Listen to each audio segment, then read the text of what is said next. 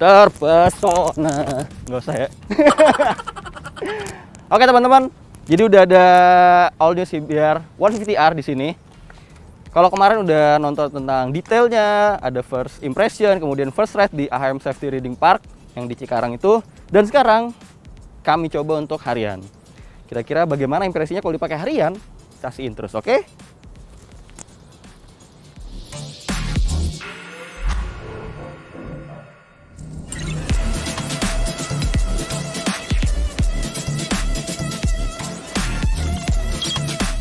Langsung aja ya, nggak pakai basa-basi, kita langsung ceritain gimana impresinya setelah nyobain all new CBR 150R ini untuk harian.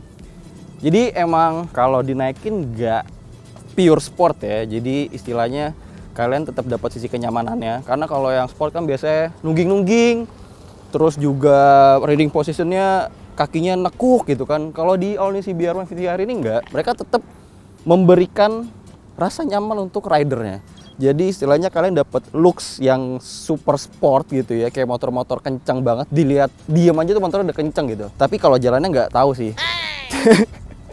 Terus dapat looks yang sport, tapi kalian juga tetap dapat rasa nyaman ya teman-teman. Jadi untuk dipakai harian, dipakai jalan jauh juga nggak ada masalah banget. Karena stangnya yang upper yoke di atas segitiga ini lumayan ngasih kenyamanan tersendiri teman-teman. Jadi si punggung nggak terlalu turun dan juga lengannya akhirnya nggak terlalu pegel. Dan si kolom tangkinya desainnya di bagian bawah ini ramping teman-teman. Jadi untuk dijepit ini enak banget nih. Coba ya kita.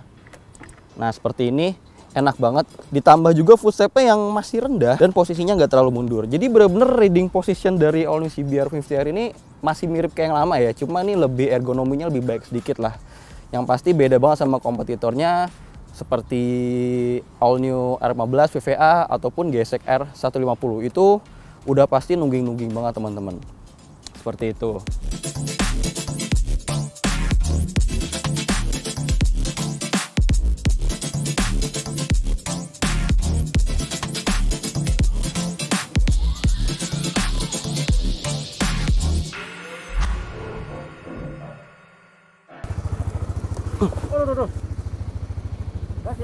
Jadi kita coba bonceng dulu teman-teman. Kayak apa rasanya dibonceng naik motor sport 150?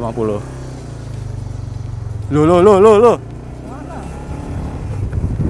Jadi kurang lebih seperti ini bentuknya teman-teman. Jadi tinggi banget ya, ke depannya kosong. Jadi joknya emang nggak terlalu lebar, ngepas banget ya kalau badannya slim. Apalagi makin ke belakang nih, karena kalau makin ke belakang joknya makin kecil teman-teman. Coba diem frontal. Nah ya.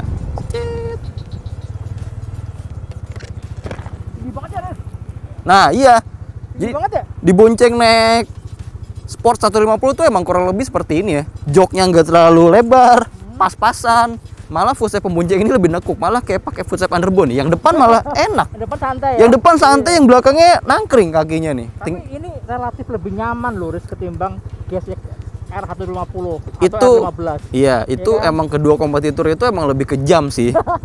Terutama GSX itu kurang lebih, kalau GSX tuh bisa segini nih. Iya. Jadi begitu ngerem orangnya kebalik kanan. Iya, jadi kalau ngerem saudara. Jadi begini bentukannya, ya separuh kepala pengendara lah. Kepalanya si pembonceng ini, joknya pas-pasan. Busanya empuk ya?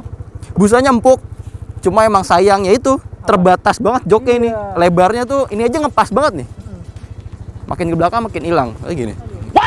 Jadi kalau yang sayang istri mendingan jangan lah. Matic aja, Matic ya. Matic udah paling bener lah kalau untuk yang sayang istri. Kalau ini untuk yang masih anak muda mencari jati diri nih. Ya, aduh, kemana lagi bang? Ya, ke sana bang.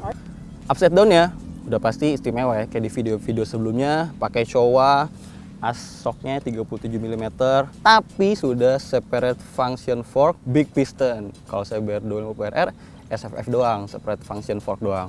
Nah, ini memberikan feeling berkendara yang cukup beda sih dibandingkan dengan sisi BR250RR. Karena redamannya bener, karena dia big piston ya, pistonnya itu besar di dalam shocknya itu. Jadi dia memberikan redaman yang lebih padat gitu teman-teman istilahnya.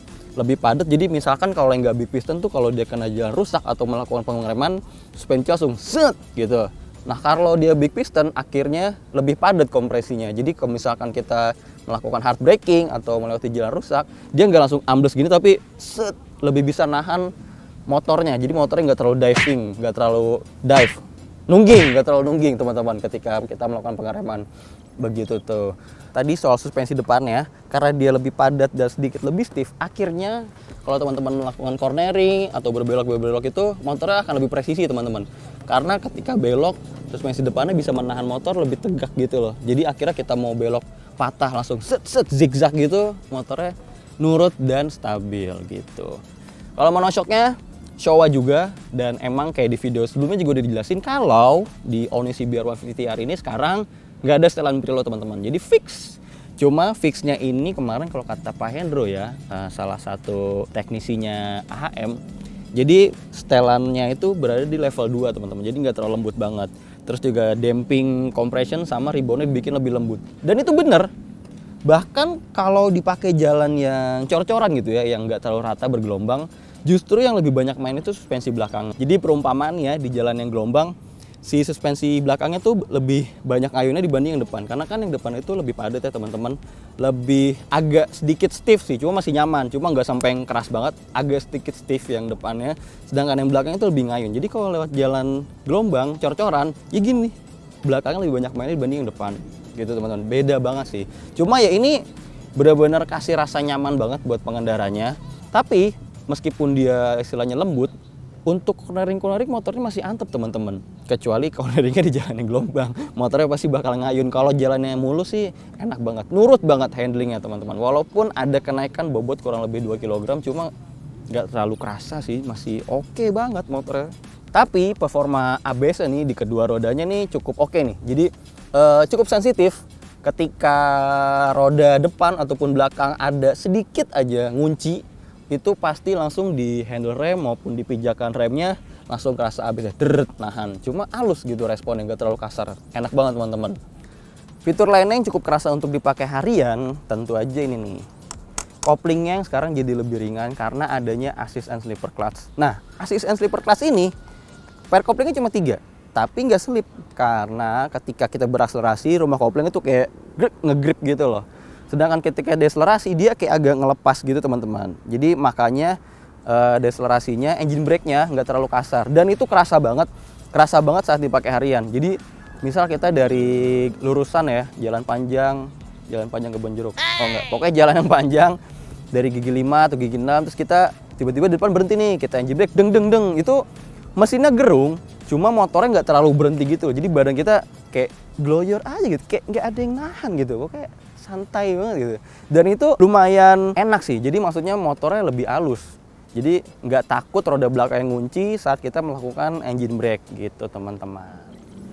Lampunya teman-teman, ya seperti udah di video-video awal yang teman-teman udah pada nonton. Kalau belum, nonton dulu. Ini emang identik banget sama si BR250RR. Jadi full LED, sein-nya juga pun berada di DRL jadi satu. Kita nyalain ya. Jadi dia punya 6. Yang 4 untuk lampu dekat nih, 2. Yang 2-nya lagi untuk lampu jauh, dia di pinggir nih. Nah, lampu jauh. Sebenarnya untuk pancaran lampunya mirip-mirip kayak si BR250RR sih. Jadi dia punya cakupan cahaya yang cukup luas di jalan, terutama untuk malam hari ya, dan kondisi gelap banget. Kalau kondisinya nggak terlalu gelap sih masih samar-samar teman-teman. Jadi mirip kayak lampu-lampu LED yang motor-motor lainnya udah pakai juga gitu. Jadi nggak terlalu kereng di jalannya, nggak terlalu tebal teman-teman.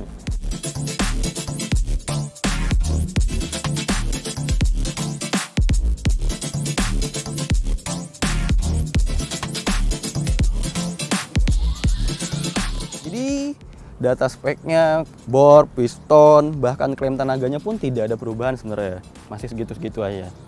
Dan ternyata karena kami penasaran, kami coba dyno di Sportisi Motorsport teman-teman. Karena di situ juga ada data dyno CBR yang sebelumnya. Jadi kita bisa bandingin nih, beneran gak ada kenaikan tenaga atau jangan-jangan ada kenaikan tenaga. Dan hasilnya kita intip nih ya. Set. Untuk CBR 150R yang udah mesin kali 6 versi sebelumnya itu mencatatkan tenaga 14,7 dk dan torsinya 12,57 Nm teman-teman. Sedangkan di all new CBR 150R yang katanya nggak ada perubahan konstruksi mesin yang signifikan ya, yang seperti kita tahu cuma ada perubahan di box filter udara dan knalpot aja, ternyata ada kenaikan teman-teman. Lumayan nih untuk mengkompensasikan bobotnya dia yang naik 2 kg. Setelah beberapa kali running di Dynojet 250i punyanya Sportisi Motorsport, hasilnya 15,10 dk, di 9,4 rpm, 9040 rpm. Sedangkan torsinya naik menjadi 13,29 Nm di 7560 rpm. Wih, nih grafiknya nih. Lumayan lah teman-teman ya. Dan kalau kita ngeliat di grafiknya juga itu kenaikan tenaganya ada di putaran sejak di 5000 ya. Jadi di putaran 5000 sampai ke 9.000 kurang lebih. Jadi benar-benar power band di tengahnya ini lebih berisi dibandingkan generasi sebelumnya teman-teman.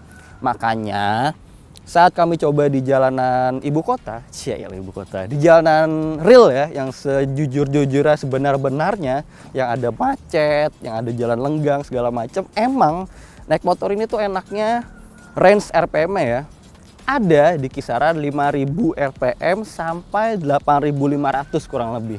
Jadi di 5.000 RPM sampai 8.500 ini kayak power bandnya tuh emang di situ aja motor ini. Kalau di bawah 5.000 RPM, motor ini belum terlalu responsif teman-teman. Masih kalau kita gas misalkan di 4.000 atau di 3.000 masih agak nget gitu dulu, ngayun dulu gitu kan. Sedangkan kalau di atas 8.500 RPM, misalkan di 9.000 atau udah mau 11.000, mau ke limiternya 10.000 sekian, itu motornya udah cuma gerung doang teman-teman. Jadi motor gerung cuma nggak ngedorong, jadi kayak ya ngambang aja gitu tenaga, kayak mubazir gitu teman-teman. Dan itu juga dibuktikan dari data akselerasinya. Jadi lumayan banget nih teman-teman. Misal untuk mencapai kecepatan 0 sampai 60 km per jam, si all new CBR 150R ini cuma butuh waktu 3,9 detik aja. Sedangkan di CBR yang lama itu butuh 4, sekian detik. Jadi lumayan banget kenaikannya.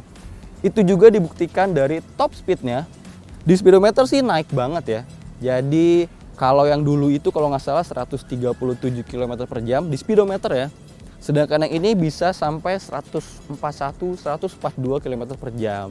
Tapi ternyata deviasinya lumayan banyak nih teman-teman. Jadi di Reslogic, di GPS-nya yang realnya itu cuma 127,7 km per jam. Wow, banyak banget ya. Jadi walaupun di speedo kelihatannya kenceng sampai 142, sedangkan realnya cuma 127 km per jam. Seperti itu.